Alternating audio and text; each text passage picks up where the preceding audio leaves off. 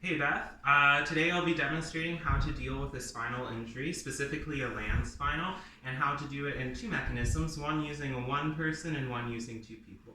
First off, when approaching a spinal victim, you need to realize that it is a spinal victim to begin with, and the different ways to tell that if it's a spinal victim is by the mechanism of injury. For example, she fell, did a front dive, hit her head, the events leading prior to it, so maybe something fell on her head and knocked her out.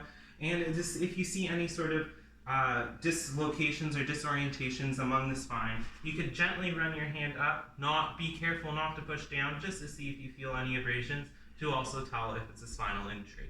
When first approaching the victim, remember to check the scene for hazards. Once you've established that there are no hazards, you're going to go up to the victim and try and determine if they're breathing. You can do this by trying to gently stick your hand under their armpit on whatever side her nose is on, trying to feel for breathing, being gentle enough not to move the body or the spine. If their face is completely down, just like this, and they've hit a spinal injury, you could try and look at the chest to see if it's any rising, try and hear for any wheezing, or you could try and stick your hand gently under their mouth to see if you feel any breathing or air coming out. Once you establish that the victim is breathing or not breathing, you can put on your gloves as just a safety precaution amongst all first aid. Put on the trusty gloves. Nice barrier device right there.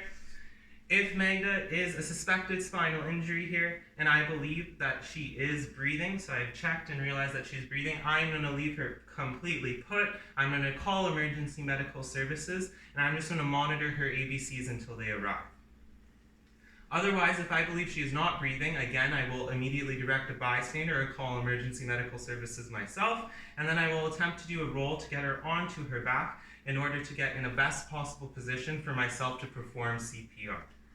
I'm going to take one of my hands, gently put it under her arm, and grab onto her neck. Grab onto one of her hips, go for a body roll. Halfway, support the hip, gently roll all the way back. Once she is on her front, we can do any sort of CPR treatment.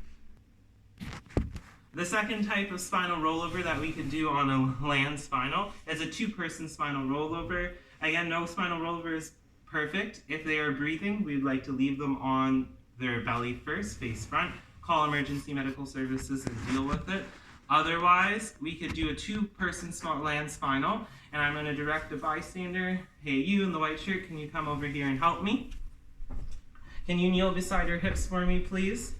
We're then going to do almost a double Canadian rollover onto her back. This is generally the most stable way to do a spinal rollover. I'm going to take both my hands, squeeze her arms together towards her head, and Nick's going to do the same thing by squeezing her hips. On my count, we're going to do a half roll to keep the spine same, and then move our hands. 1, 2, 3. Half roll complete. We're going to take out one of our hands, and then we're going to put it on the other side, and we're going to complete one more half roll on my count. 1, 2, 3. Once she is face first, you can reassess for breathing, continue CPR, and do any sort of treatment. Remember, not all spinal rollovers are perfect, and we do emphasize life over limb as part of the Life Saving Society standards, meaning if someone's not breathing, face front on their spine, and they're all alone, don't worry about the intricacies of getting them over to their back. We just want to save that person's life.